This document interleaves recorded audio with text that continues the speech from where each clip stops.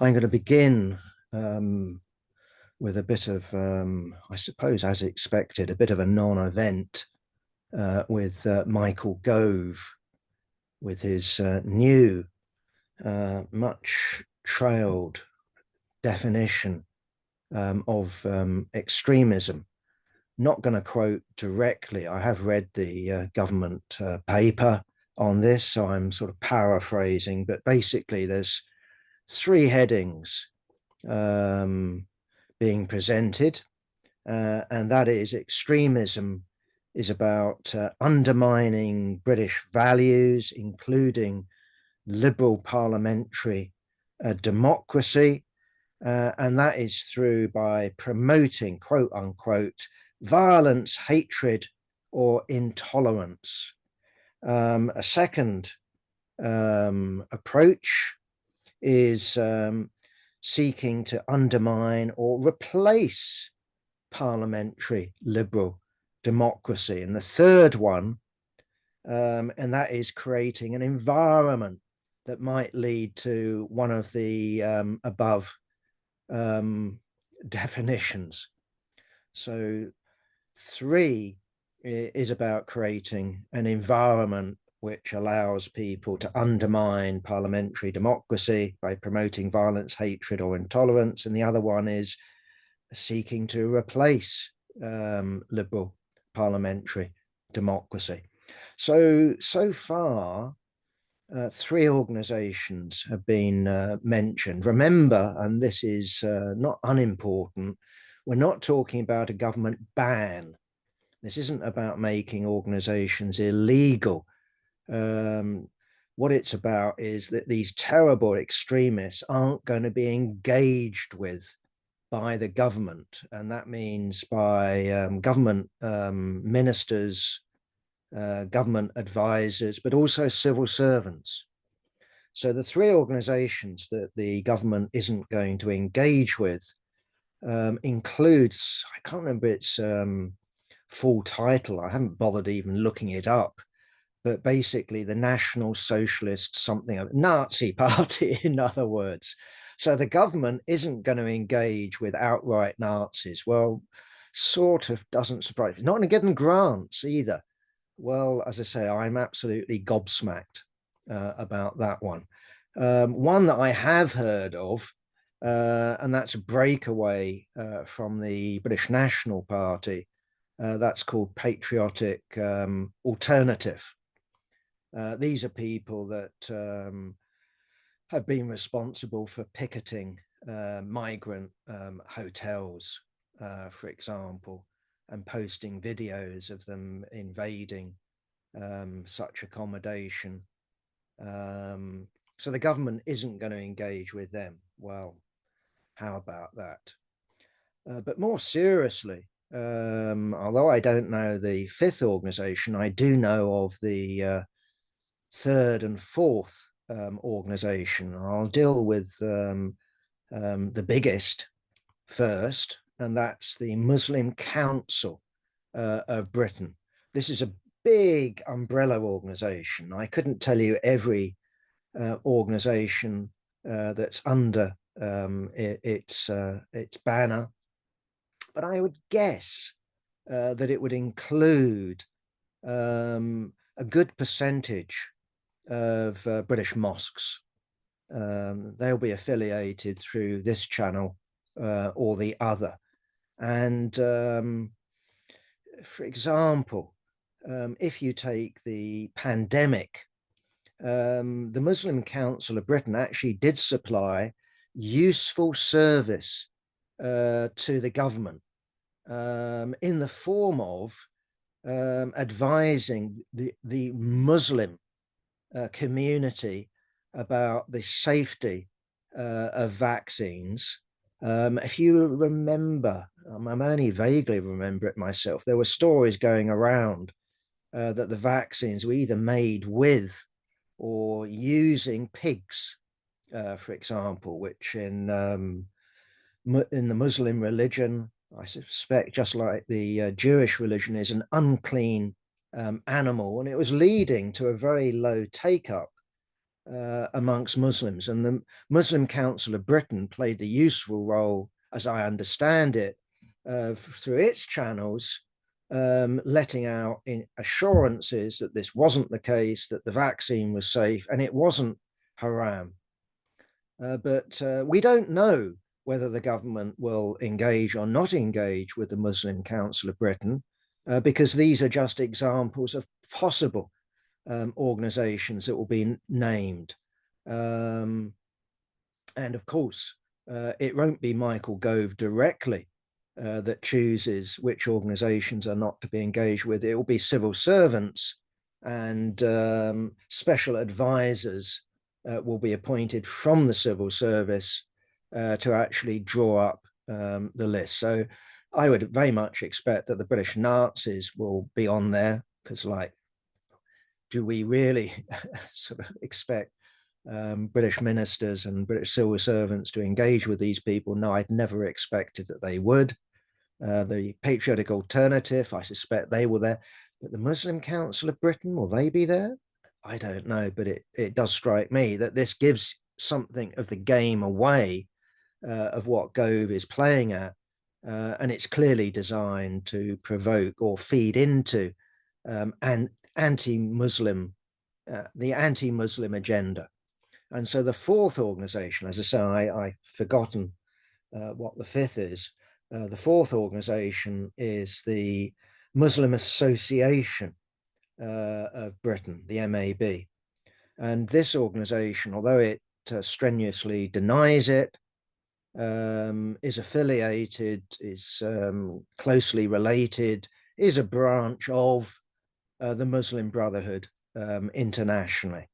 And if you look at the definitions that we began with, I have to say that I find it very hard to see how the Muslim Council of Britain feeds into that definition, but I also find it very hard to see how the Muslim Association of Britain feeds into that definition. The Muslim Association of Britain, as I said, is the British branch of the Muslim Brotherhood, which is illegal in Egypt, but has no history, certainly not in any recent times, of engaging in violent armed struggle or anything like that. Now, it's true that if we look at the Muslim Brotherhood internationally, one of the developments of it was the Muslim Brotherhood in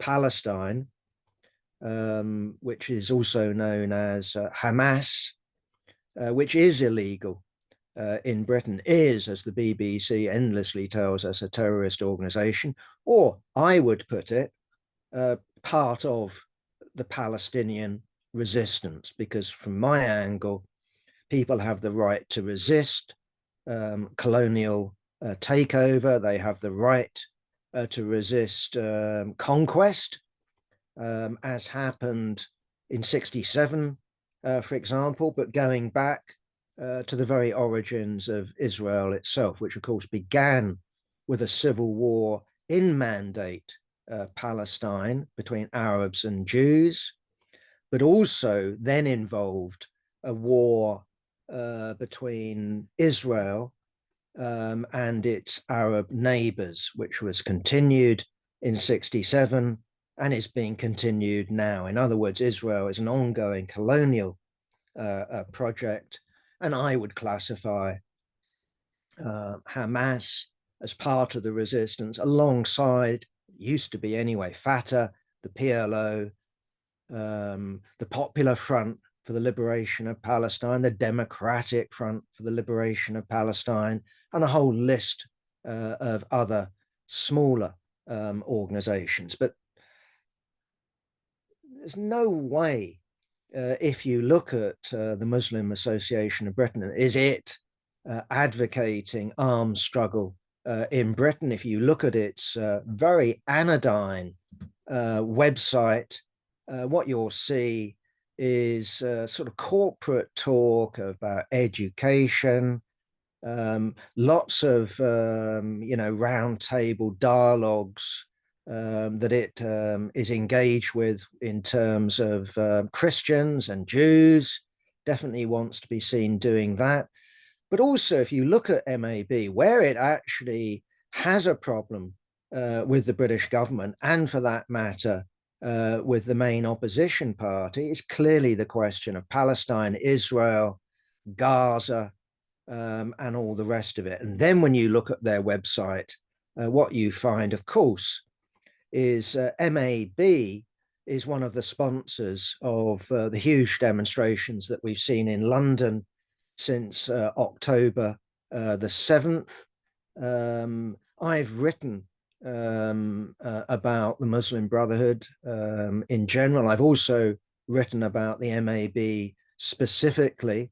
And from my understanding of the MAB is that this is an organization mainly organizing Muslims from the Middle East. That distinguishes it from the Muslim Council of Britain, of which the MAB is an affiliate. But of course, also what distinguishes MAB is not only its cooperation with the left in organizing these huge demonstrations, i.e. cooperating with CND. I would include Palestine Solidarity as part of the left, but I'd certainly include Stop the War Coalition, for example, as part of the left. What distinguishes, of course, MAB is it was not only prepared to march against the Iraq war, as it's now marching against the war against the population of Hamas, it was prepared under the leadership of Anis al-Tukriti to actually join the left in what I considered and still consider an abomination for the left, i.e. a Popular Front Party headed by John Rees, headed by George Galloway, i.e. Respect. And what happened with MAB is, of course, well, Respect didn't do very well. SWP ended up walking out, complaining that it was being persecuted. Either way, what happened is that MAB basically seems to have parted ways with Anis al-Tukriti and his co-thinkers and gone into hibernation. And I don't know the mechanism by which he became the president again. He isn't president at the moment. As I understand it, there's another al-Tukriti. I would guess this is part of the same family. Either way, he staged a comeback. And in my view, what you had is a sort of three-way division in MAB between what I would call the innovators, headed by al-Tukriti, that was prepared to engage with the left. Remember, for these people, the left would be infidels, atheists, people they were bitterly opposed to. This is their origins. In, I think it's 28, they were founded in Egypt.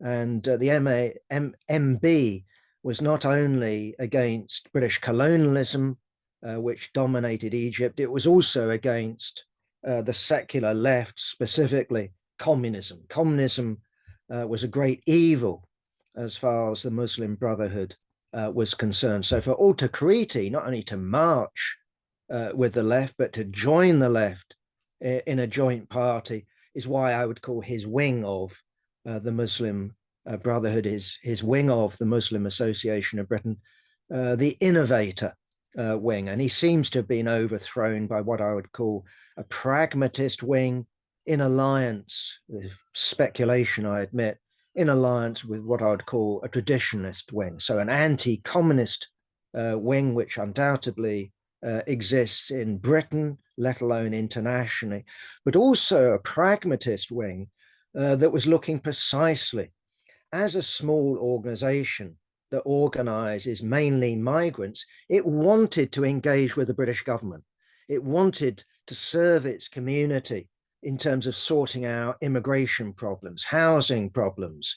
It wanted to engage in terms of the bureaucracy, in terms of getting grants for charities, for example. But of course, what happened, much to the dismay of not only the traditionalists, but the pragmatists, is precisely the government turned round and branded the MAB as an extremist organization. And I'm not talking about Gove this time round, I'm talking about Cameron. And that basically scuppered MAB, and it's recently revived under, yes, Anis Autokriti, and now another Autokriti.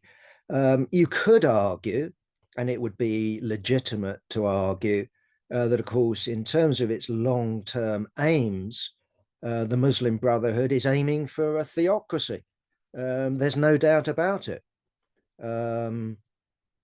So, yeah, but that would be true of a lot of religious or religious-orientated organizations. When did, for example, the Catholic Church reconcile itself to democracy or liberal democracy? What about the Zionists? What about the religious Zionists? But the point that the Muslim Brotherhood, and certainly its branch in Britain, would stress is that this relies on winning over the majority. Now, it might be winning over the majority in the way that we saw the establishment of a theocracy in Iran through a referendum, a one and only referendum. But it's very hard to imagine at the moment such a referendum winning in Britain.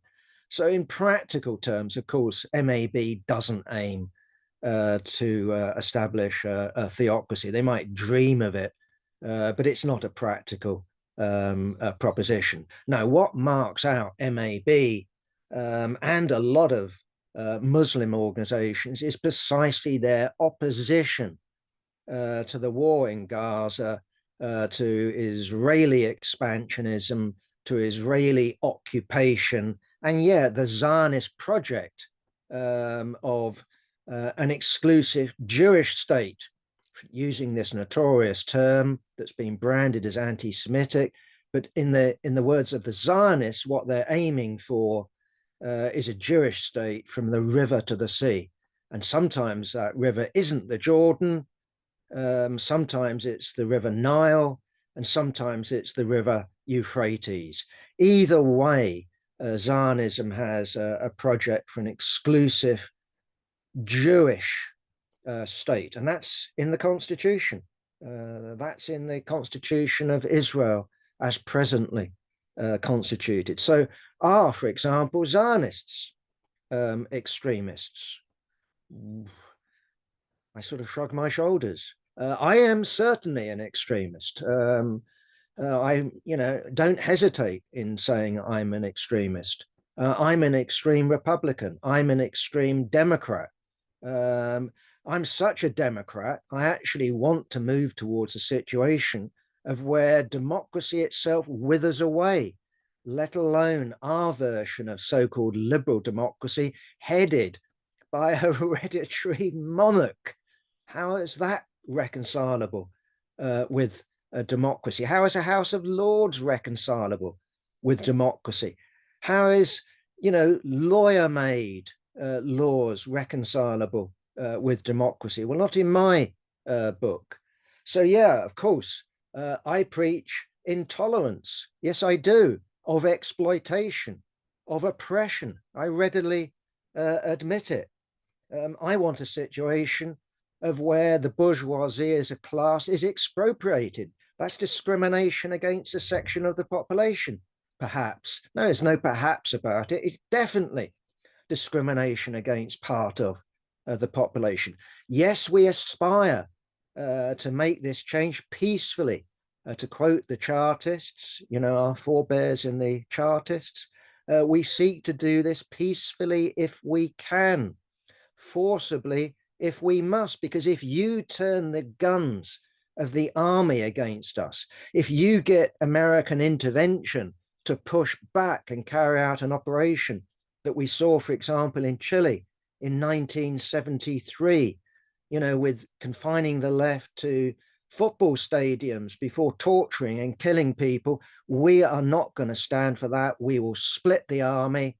We will use guns if necessary to protect ourselves and to protect our socialist project, which of course we don't imagine for 1 second can simply proceed in Britain alone.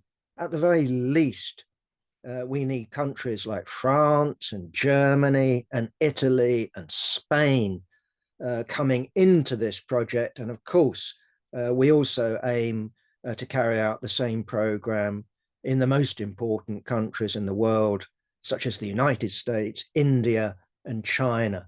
Without such countries, our project is not realizable. But yes, that's our project. And yes, we are willing to raise the question of the use of force to protect our democracy. So yes, of course, we're aiming to win the majority of people. We can't carry out our program if we don't win the majority of people. But yeah, sure, we are extremists. But of course, what we have is this number 3 definition,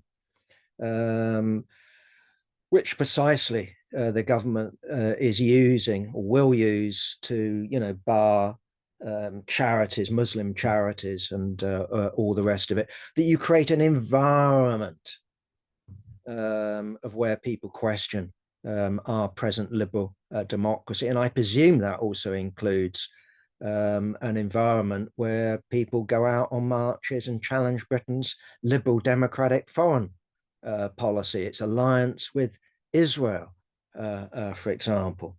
Okay, so in terms of this, remember, it's not legislation, this is not a law, this is something that the government is putting forward to civil servants. It becomes a sort of standing order for government ministers. But on the other hand, we take this extremism definition seriously because there is the danger of adding to the list of banned organizations. We have seen Islamic organizations banned. We have seen fascist organizations banned by the government. What distinguishes us in the CPGB, unfortunately, from many comrades on the left, is that when these organizations are banned, we protest. We are not in favor of fascist or Islamic organizations, but we're in favor of them being legal. We're in favor of debating with these people, fighting these people in terms of the battle of ideas. So, for example, when the fascist organization National Action was banned, and it was banned, remember, not because of what its members had done, but because of the ideas of this organization. So, for example, National Action, when it looked at the guy that assassinated, killed Cox, the MP Cox, it didn't do it, but it said along the lines of, and again, I'm paraphrasing on this one, well, one down, 650 or 65 to go, or whatever the number of MPs is. We said this organization shouldn't be banned. And so the precise danger is that with this definition and with the changing definition of what constitutes anti-Semitism, there is precisely the danger of the Muslim Association of Britain being banned. There is the danger of the Muslim Council, this big umbrella organization, being banned. And there's a danger of self-confessed extremists being banned, such as the CPGB, but not only the CPGB. A few years ago, I was lucky, I'm saying that with a sarky voice with heavy inverted commas, to read an academic study of, I think it was three guys at Goldsmiths University that had been commissioned by the government into left-wing extremism. We were honored to be named. but it was such a tawdry piece of work. I have to say that as an individual, I was very upset not to be actually, none of my articles were quoted. This is me, who's the sort of weekly worker writer, standard writer on the militia question, the need to establish a workers' militia, the need to defend, the Second Amendment in the United States. I wasn't named, with some other writer was named, but also who else was named? SWP, and God bless them, Counterfire. These were extremist organizations, precisely, and this is what the authors said, who ought to be watched in terms of their tendency towards terrorism. I'm being serious. Because, of course, what we get is a drift. And precisely what we have with Michael Gove is a definition of terrorism, which is creating a conducive environment for terrorism. And of course, I'm sure armed resistance against an undemocratic army coup would be designed as an atmosphere that's conducive to the overthrow of the present day liberal democracy in Britain. Well, yeah, that's right. But my point is that it's not only extremism which is being redefined, and terrorism which is being redefined. Just look at what is going on with anti-Semitism. If we look at that, it's no longer about hating Jews as Jews. It becomes precisely using slogans such as, I don't know, Hamas is part of the resistance, victory to the resistance. It becomes using the slogan from the river to the sea, which is used by Zionists. That becomes an example of anti-Semitism. And we've even had the example promoted by the Daily Telegraph, which is no surprise, that if you describe Israel as an apartheid state, that becomes an example of anti-Semitism. And yes, we have the Holocaust Memorial, blah, blah, definition and its examples of where to criticize Israel as a racist endeavor becomes an example of anti-Semitism. So there is this drift going on that we ought to be aware of. And what we need to do on the left is not to cry out, we're moderates, isn't to cry out that we aren't extremists or that we aren't advocating the possibility of armed resistance, for example. We actually need to stand squarely for freedom of speech, for freedom of assembly, unrestricted freedom of speech. That was in the program of the RSDLP, the Russian Social Democratic Labour Party, at its founding Congress. Too many comrades on the left have abandoned that basic Marxist principle for freedom of speech, but for all the people I don't like. That's not the way to fight for freedom of speech. We need to understand that primarily restrictions on freedom of speech will affect the left, will affect the workers' movement.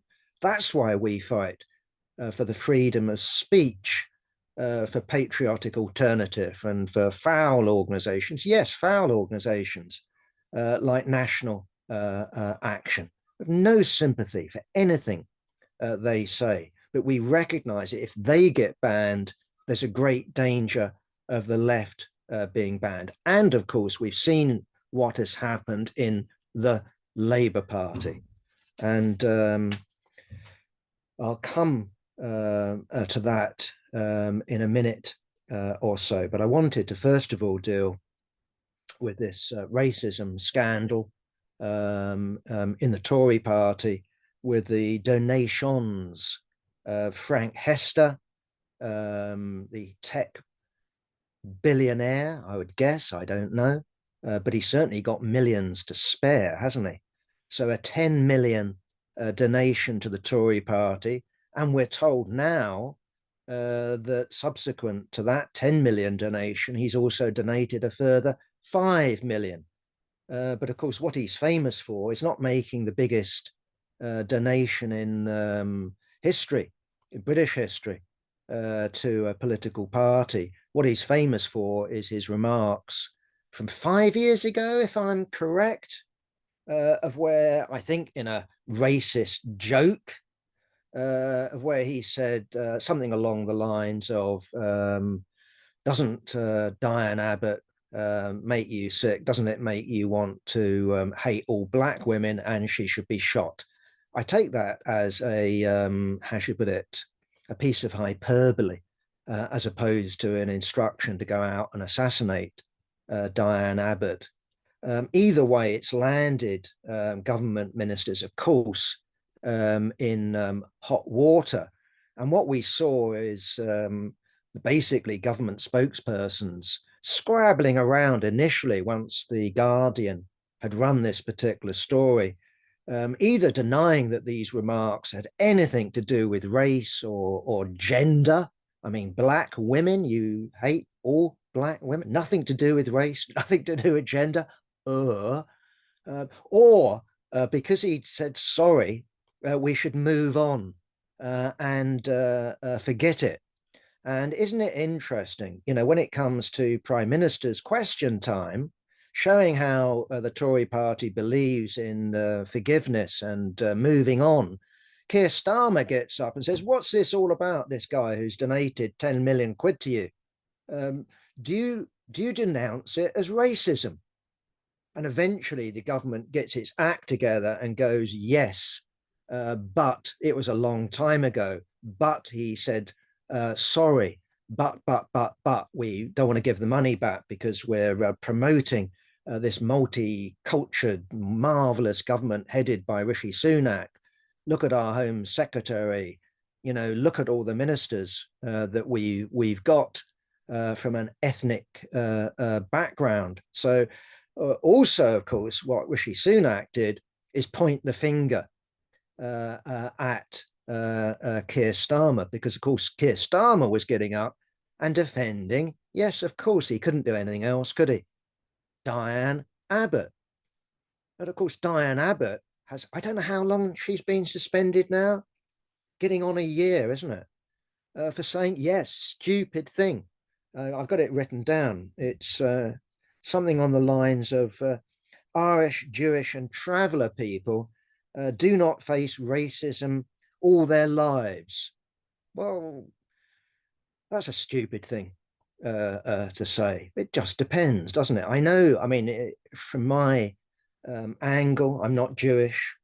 I'm sure there's been a revival of anti-Semitism in Britain since October the 7th. I would be amazed if that hadn't happened. After all, Israel claims to act on behalf of all Jewish people. Some people will believe what it says. Either way, the point would be that she apologized. I think within 24 hours, people pointed out to her that it was stupid. She said it was stupid.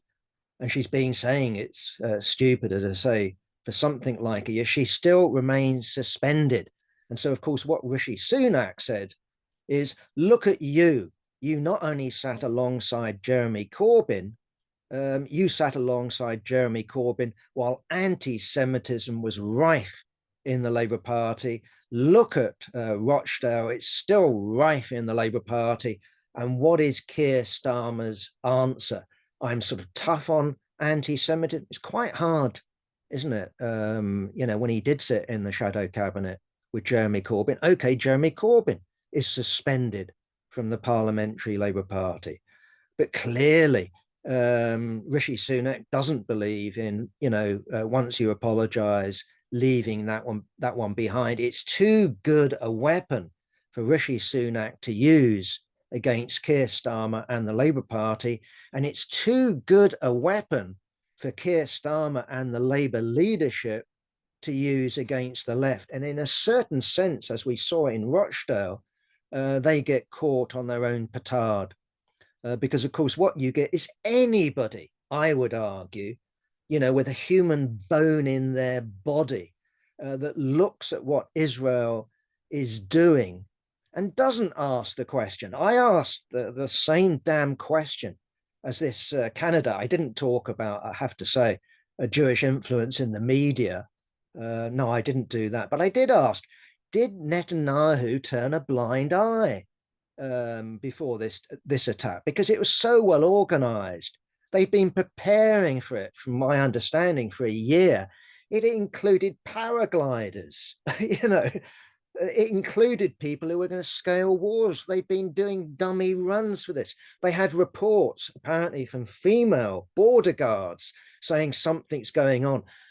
Netanyahu was warned by the CIA. We're dealing in terms of Israel, Palestine, with the most surely spied upon population on planet Earth. Didn't he know? They got microphones, they got agents riddled everywhere. So yes, I asked the question, was this a deliberate attempt to stage a provocation with which they could respond to? Not to ask that question is dumb, quite frankly, given that Israel is committed to an exclusive Jewish state from the river to the sea. It would be dumb not to ask that question. And of course, the Labour candidate did ask that question. And people in the room basically listened to it, because it isn't crazy, and it's certainly not anti-Semitic to ask that question. It's dumb, as I said, not to ask that question. But anyway, as I said, what we find is the Labour Party, I think, caught on a petard of its own making. And I don't know, but I'd sort of not be surprised in the run-up and in the course of the general election campaign that Tory HQ, in cooperation with, I don't know, friends in the intelligence service, don't come out with some juicy quotes from a younger Keir Starmer. There are pictures of Keir Starmer, yes, on a Palestine solidarity campaign platform. What did he say? Did he condemn Israeli colonialism? I don't know, but they all know. I've got pictures, you've got pictures, we've all got pictures of Keir Starmer when he was one of the editors of the Pabloite journal, Socialist Alternatives. What was he saying then about Israel, Palestine? What was he then saying about political honesty? I don't know. I don't know whether they will be using this stuff, but I do recall Ed Red Ed. You know, what was read about Red Ed? Well, I'd suggest his father. Not much read about Red Ed, was there? Anyway, we would expect that stuff. We would expect accusations of anti-Semitism to be thrown at Labour candidates, but also, I'd suggest, at the Labour leader. Either way, what we now have in the Labour Party is a division, at least, of an important nature between those that say we should forgive Diane Abbott. After all, she said sorry. It was a year ago. She's a wonderful person. I don't agree with her, but sort of idea. People like Harriet Harman have come out with that line. On the other hand, we also hear, straws in the wind of Jeremy Corbyn preparing to stand in the next general election as an independent in Islington North. There's a story going the rounds today about him approaching printers for an election leaflet. How much would that cost, for example? So it wouldn't surprise me that Corbyn isn't let back in. After all, think of the outrage that there will be in the press if Corbyn is, given the Labour whip again. But also, I'd argue the same will apply to Diane Abbott. If she's given the whip, what happens then? I don't know. But precisely having, run with this anti-Semitism campaign, is there any way back for the Labour leadership? Anyway, I did say I would return to, this question. And what happened yesterday is that there was a demonstration. I don't know how big. I didn't go on it. Called by Stand Up to Racism and the TUC. And this is on the occasion of UN International Anti-Racism Day. And so the SWP, with its Stand Up to Racism hat, got together with the TUC and had a demonstration. And in the course of the demonstration, what they did, they stopped outside the Home Office, and they had Jeremy Corbyn there, and they also had John McDonnell. And John McDonnell made a fiery speech in defense of his comrade, Diane Abbott, and called for solidarity with Diane Abbott, called for the reinstatement of Diane Abbott. I absolutely agree with that. We should be in solidarity with Diane Abbott, even though these remarks were made 5 years ago, and poor Mr. Frank Hester has said sorry. Of course we should be in solidarity with Diane Abbott. Of course we should be demanding that Diane Abbott is restored to full membership of the Labour Party, i.e. the parliamentary Labour Party, and is allowed to stand in the next general election if her Labour Party wants to stand her locally. And everything I know about Hackney and the Labour Party in Hackney tells me, yes, the vast majority of Labour Party members in her constituency want her to be their MP, want her to be their candidate. The difference I have with John McDonnell isn't that. The difference I have is that why suddenly come out in solidarity with Diane Abbott? Yes, he came out. Yes, John McDonnell came out in solidarity with Jeremy Corbyn and has been calling for Jeremy Corbyn to be reinstated. But what about Mark Wadsworth? What about Stan Keeble? What about Tony Greenstein? What about Jackie Walker and hundreds and thousands of others who I know were wrongly accused of anti-Semitism, or were first of all accused of anti-Semitism and then accused of bringing the Labour Party into disrepute? Why hasn't John McDonnell come out in solidarity with them? Are they some sort of lesser human beings because they aren't MPs?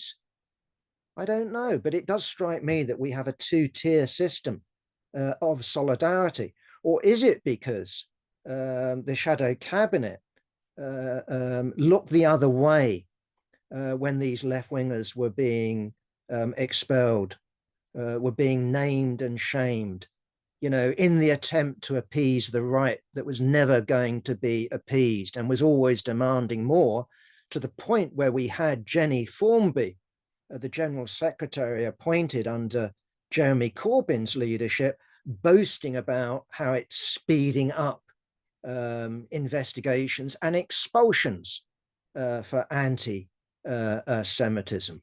So yeah, I am critical, not only of Jeremy Corbyn, but also of John McDonnell. We shouldn't be selective in who we are in solidarity with, because this is a big lie. This is a witch hunt of proportions, I think, actually put Senator Joe McCarthy to shame. After all, in the 1950s, there was a Soviet Union. There was a Communist Party of the United States. The Communist parties were organized internationally. But this anti-Semitism campaign was based on nothing. It was based on a lie, a big lie of Goebbels' proportions. So we should name it. We should shame that. That's what we should be doing. Okay, so just a few points now. So it's coming up to 1:45. I think it's worthwhile just mentioning, of course, the deep, deep trouble that the Sunak government is in. My own take on it is that it's Keir Starmer's general election to lose. I'm not going to say that it's a certainty. You know, we don't know what's going to happen in a week's time. It's impossible to predict. But as things look now, it looks like we're on the way to a big Labour majority. Don't expect anything in the way of, you know, democratic gains. If we aren't fighting for it, they ain't going to give it. Don't expect anything big in the way of economic gains, because if we ain't fighting for it, they're not going to give it. But what, of course, this is produced is rumour after rumour, plot after plot in the Tory party to replace Rishi Sunak, not after the general election when he does the inevitable. That's the thing people do nowadays, isn't it? Fall on their own sword. What we have is all sorts of rumours about replacing him before the general election. Of course, Boris Johnson's tragedy is that he resigned as an MP. So he isn't in the immediate running. But we have others, again, who aren't MPs. You know, the very fact that Nigel Farage has been mentioned is quite amazing. But of course, also what we have at the moment is the story about Penny Mordaunt, being the replacement before the general election. I think it's hopeless. You know, it might give the Tories a sort of bounce, but I'm extremely sceptical that it would make any more difference than Jeremy Hunt's flop of a budget made in terms of the ratings for the Tory party. Either way, just a few points. Having gone from a situation of where we had Diane Abbott and Hester and all of that dominating the headlines. Remember, before that, what was dominating the headlines was this story about someone called Kate Middleton, who now is called, I think, some princess of something or other, and she's married to someone called Prince or something like that. What she did apparently is, because she's been out of the public eye for about a couple of hours, is what she did is took a picture, or got someone, maybe her husband, to take a picture of her with her kids. And I don't know whether one of them was sulking or one of them had two fingers up, or I don't know. Anyway, she photoshopped the picture to make it perfect. And basically the photo agencies of the press said, no, no, no, don't use it. We're banning it. And various agencies haven't run with it. And it became a big scandal. What's she covering up? I haven't read any of the rumors. Is a marriage on the rocks? Is she really a lizard? Is she producing lizards, between the hand and the cuff, was scales showing? I don't know. Whatever the rumors were, I don't really care. But the point about it is that what we're being sold in all of this is the images we see in terms of photographs, the images we see in terms of film and videos, the stories that are run in the press are legitimate. They aren't. They're all illegitimate. We should have a skeptical eye when we hear stories run in the press, especially in the middle of a war. Don't believe what you first hear. Begin with skepticism. And that is true about October the 7th, right? Don't believe what the IDF is saying. Doesn't mean it's all lies, but begin with skepticism. Remember the beheaded babies and how Biden had to retract. Well, most people wouldn't remember that Biden had to retract because the beheaded babies has become a truth. The rapes, for example, I'm sure, I don't know whether there were rapes or not, but it wouldn't surprise me if there were rapes, but I don't take it as gospel. In the same way, I don't take, that these demonstrations in London every few weeks are full of hate mongers. Go on a demonstration, see the hate mongers. You'll find it hard to find hate mongers. Oh, unless you're talking about people carrying placards, Palestine shall be free from the river to the sea, which isn't, of course, code for wiping out Jews. It's code for peaceful coexistence in one secular state from the vast majority of people.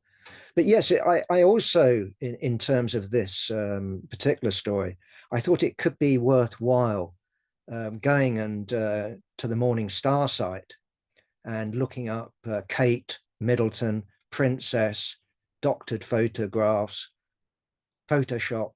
I couldn't find anything. So I presume the Morning Star has followed the policy, which I sort of like on one level. I always remember when Diana Spencer married Charles Windsor, the Morning Star, God bless its cotton socks, ran a story, about 1/4 of an inch story, saying traffic was disrupted in central London because of some wedding full stop. I sort of, I think we all have something to say about royalty, by the way, but nonetheless, I appreciated the sort of, how should I put it, disrespect that the Morning Star was showing. But of course, what we have with the Morning Star when it comes to changing photographs is, of course, a shameful history, which we in the communist movement know all about. And that would include famous photographs of the period after the October Revolution, with Lenin on a podium, you know, talking to people, must have been shouting, given it's not amplified. And next to him is his commissar of war, Trotsky. And we know versions of that picture later, Lenin letting forth, and there's just a piece of plank of where Trotsky used to be. We know the pictures of Lenin sitting on a bench. We know that that's legitimate. Lenin sat on that bench. We think we do anyway. So I think we do. But then they plonk Stalin next to him. That wasn't photoshopping, but it's the same thing. And of course, we have the terrible history of Stalin's henchmen. I'll call them henchmen. Basically, you know, the heads of the KGB. I know it wasn't called that, changing its name, but the NKVD, whatever it happens to be, these people falling foul of Stalin and disappearing from photographs as they were executed. So you have Stalin walking, you know, along the Kremlin wall, and then his head of the secret police suddenly disappears. Look, I'm going to let you in to a secret. We all do it. Some of us do it honestly. Some of us do it dishonestly. I don't know anything about Kate Middleton. I don't care anything about Kate Middleton. I presume that when you take a picture, you know, like a family snap, you pose, and everyone's meant to nowadays, I hate it myself, everyone's meant to smile. Every photograph, smile, cheese, all happy all the time. I'm not a naturally smiley person. I sometimes go around, I should be photographed like that because that will get my character. And if you want to take a picture of me, you know, I'm not normally Mr. Smiley. Either way, my point is that families tend to want to project an idealized image of them. And if we take government ministers, I'm going to let you into a secret, they now each have an official photographer. And they're in a position where they can take the official photograph and the other photographers are pushed aside, not let in. And of course, the photograph that the Mail, the Sun, the Mirror tends to go with is the official one, the officially approved version of it. And as I said, I'm going to let you into a secret. Here's the front page of this week's Weekly Worker. You should have seen it on the web. You might be lucky enough to have it had delivered already by the post office. Here's a photograph. I would have, if I'd seen how dark it was, told our layout artists, make him lighter, make the placard light. You can do that. You just make it lighter. Produce a bit more light on the side here. But what we did do is that there in the picture, maybe you can see there's a sort of blurred image. Anyway, in the photograph, the original photograph, it was a clear image of a woman. And what we agreed to do is blur the background. So what we did is we actually cut the main figure, the Jewish comrade holding this placard. We cut him out, we blurred the picture and put him back in. Is that an honest picture? Be skeptical about everything you read, everything you hear, everything you see. That's the point. And we're not going to say that every image, because it's been passed by I don't know what agency, is therefore accurate. That's like saying every story in the press is accurate. We know that the stories in the press aren't accurate. We know they're full of lies. We know Michael Gove and the Tory government are trying to sell us lies every day, every week, every month. So we need to be skeptical, and we need to be skeptical about the left as well, because the left don't actually publish newspapers. What they publish in general is advertising sheets. You know, I mean, would you believe an advert, from a capitalist company saying that, our washing up liquid is new, new, new, and it does it better, better, better? No, you wouldn't. And we shouldn't believe what the SWP or the socialist or Workers' Power or the communist or the Morning Star says automatically. We should approach it skeptically. We should try to get to the truth. And in our own way, that's what the Weekly Worker tries to do. And it's why we don't have an exclusive voice. We not only have a letters page full of sometimes nonsense, people who can't hear what speakers are saying, but hey, so what? We also have different voices in the paper, not only from non-CPGB members, but from CPGB members themselves. So it's up to the reader to work it out.